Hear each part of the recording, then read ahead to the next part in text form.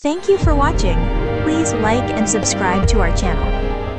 To the explainer. You know, if you've even glanced at the financial headlines lately, you'd totally be forgiven for thinking the sky is literally falling. I mean, global tech stocks, they've been in an absolute freefall. We're talking red across all the major indices, and the financial media is just screaming about the end of the AI bubble. But hey, as always, we are not here to panic. We're here to understand. Today, we're digging into a massive mystery in the markets right now, because beneath all those terrifying headlines, something incredibly fascinating is actually happening. It turns out, the story the crowd is buying into, it's fundamentally flawed. Get this, $119.2 billion. In the exact same week that global tech stocks were supposedly crashing and retail investors were hitting the panic button, a record-breaking $119.2 billion flowed straight into US stocks. That's literally the largest weekly inflow ever recorded.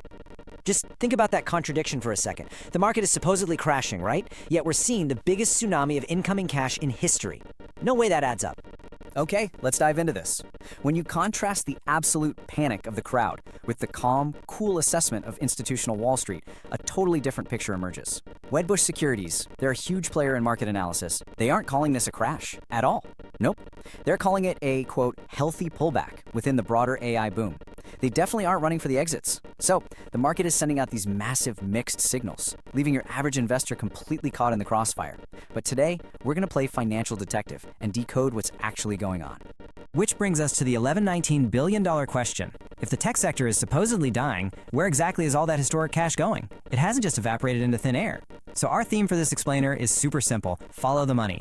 If we can track where that capital is flowing while everyone else is distracted by falling software stocks, we can uncover exactly how the smart money is positioning itself for the next big phase of this market. Which leads us to our first section, the mega rotation. Right now, we're seeing what analysts are calling a mega rotation. And the absolutely crucial thing to grasp here is that the money isn't leaving the stock market at all. It's just executing a massive, highly strategic shift. It's moving out of one specific type of asset and aggressively pivoting into another. Let's break down the sellers versus the buyers. Smart money is dumping overvalued AI software companies, specifically the ones caught up in the hype cycle that literally have no clear path to making actual money.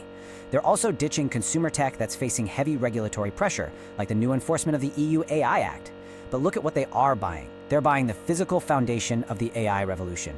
We're talking AI infrastructure, commodities, high-yield dividends, and corporate spin-offs. It's your classic gold rush scenario, you know? The smart money isn't out there panning for gold. They are quietly buying up all the picks and shovels. Moving on to Section 2, AI's physical revolution. We are transitioning completely away from that dying software hype cycle. While the media is totally obsessed with software interfaces and shiny new apps, there's a quiet, highly profitable physical revolution going on. Look, to build the future of AI, you need massive data centers. And those data centers require incredible amounts of physical materials. And the most unlikely fuel of this boom? Tin. Yeah, tin. Forbes actually just reported a massive surge